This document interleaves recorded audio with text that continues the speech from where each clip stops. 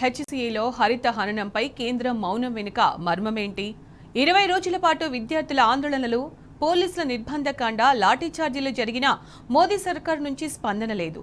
దేశ సర్వోన్నత న్యాయస్థానమే సుమోటోగా కేసును స్వీకరిస్తున్నా దాంట్లోనూ కేంద్రం ఇంప్లీడ్ కాకపోవడం వెనుక ఉన్న కారణమేంటి? ప్రత్యర్థి పార్టీలు అధికారంలో ఉన్న చోట చిన్నా చితక అంశాలపైన దర్యాప్తు సంస్థల్ని ప్రయోగించే మోదీ సర్కార్ 400 ఎకరాలను తాకట్టు పెట్టి 10,000 కోట్లు సేకరించడంలో ఆర్థిక మోసం జరిగినట్టు ఆధారాలున్నా కేంద్రం స్పందించకపోవడంపై అనేక అనుమానాలు వ్యక్తమవుతున్నాయి.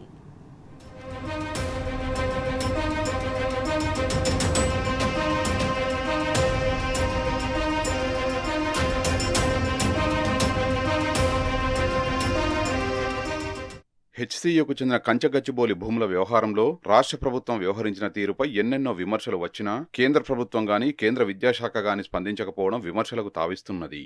చిన్న చిన్న కేసుల విషయంలోనూ ఆగమేఘాలపై ఊడిపడే ఈడీ, సిబిఐ, ఐటీ వంటి కేంద్ర ఏజెన్సీలు ఆర్థిక, పర్యావరణ అంశాలకు సంబంధించిన ఇంత పెద్ద వ్యవహారంపై దృష్టి సారించకపోవడంపై అనుమానాలు వ్యక్తమవుతున్నాయి.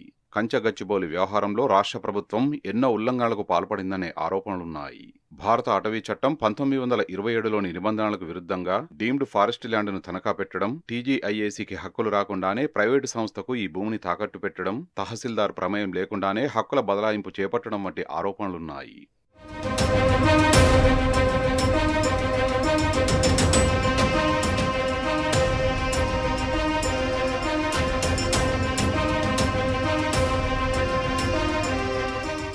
వంద ఎకరాల భూముల్లో విధ్వంసాన్ని కొనసాగించిన కాంగ్రెస్ ప్రభుత్వం వాల్టా చట్టాన్ని తుంగలో తొక్కింది.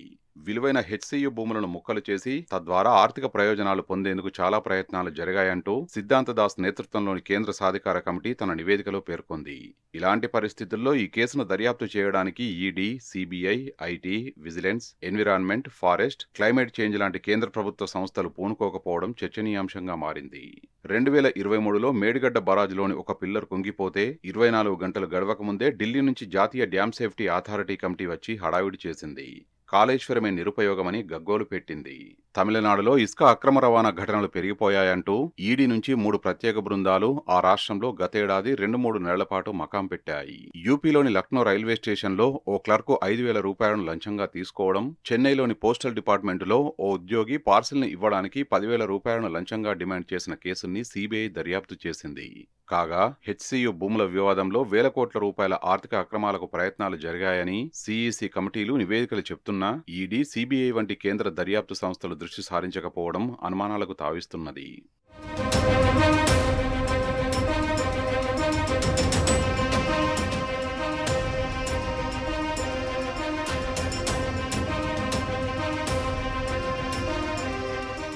హెచ్సియు భూముల వ్యవహారాన్ని సుప్రీంకోర్టు సుమోటోగా స్వీకరించి విచారించింది. వాస్తవ పరిస్థితిని తెలియజేయాలంటూ సిద్ధాంత దాస్ నేతృత్వంలోని కేంద్ర సాధికార కమిటీని నియమించింది. క్షేత్రస్థాయిలో సర్వే నిర్వహించిన సిఈసి హెచ్సియు భూములు అత్యంత విలువైనవని, ఫైనాన్షియల్ డిస్ట్రిక్ట్కు ఆనుకొని ఉన్న ఈ భూములను ముక్కలు చేసి తద్వారా ఆర్థిక ప్రయోజనాలు పొందేందుకు చాలా ప్రయత్నాలు జరిగాయని సుప్రీంకోర్టుకు ఇచ్చిన నివేదికలో పేర్కొన్నది. సుప్రీంకోర్టు మార్గదర్శకాలకు తిలోదకాలిచ్చి పర్యావరణ విధ్వంసానికి పాల్పడ్డారని, చట్టాలను ఉల్లంఘించారని పేర్కొన్నది. ఈ నేపథ్యంలో హెచ్సియు డీమ్డ్ ఫారెస్టులో ధ్వంసం చేసిన 100 ఎకరాల్లో యథాతథ స్థితిని పునరుద్ధరించేందుకు ఒక ప్రణాళికతో ముందుకు రావాలని, లేని పక్షంలో రాష్ట్ర ప్రభుత్వానికి చెందిన ఎంతమంది అధికారులు జైలు పాలవుతారో తమకు తెలియదని సుప్రీంకోర్టు హెచ్చరించింది. ఈ కేసును సుప్రీంకోర్టు సుమోటోగా తీసుకుని విచారించగా తమ పరిధిలోని హెచ్సియు కేసులో ఇంప్లీడ్ అవ్వాలన్న కనీస విజ్ఞత కేంద్ర ప్రభుత్వానికి లేకపోవడంపై న్యాయ నిపుణులు మండిపడుతున్నారు.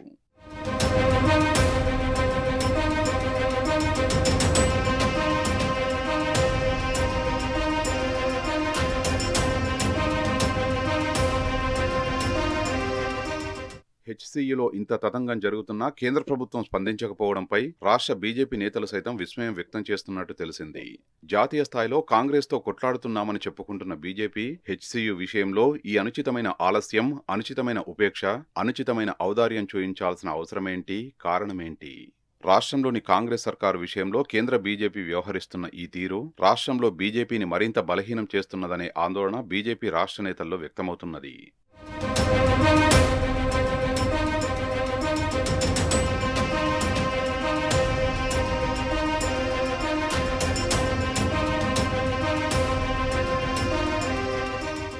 చెట్లను నరికివేయడం మనిషిని చంపడం కంటే పెద్ద నేరమని ఒక కేసు విచారణలో భాగంగా సుప్రీంకోర్టు వ్యాఖ్యానించింది. 454 చెట్లను విచక్షణ రహితంగా నరికివేసిన ఒక వ్యక్తికి చెట్టుకు ₹1,00,000 చొప్పున జరిమానా చెల్లించాలంటూ ఆదేశాలు జారీ చేసింది.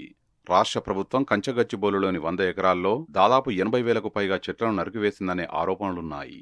ఈ లెక్కన సుప్రీంకోర్టు తాజా తీర్పు ప్రకారం ఇన్ని చెట్లను నరికినందుకు రాష్ట్ర ప్రభుత్వం ₹800 కోట్ల జరిమానా చెల్లించాల్సి ఉంటుందనే కామెంట్స్ వినిపిస్తున్నాయి.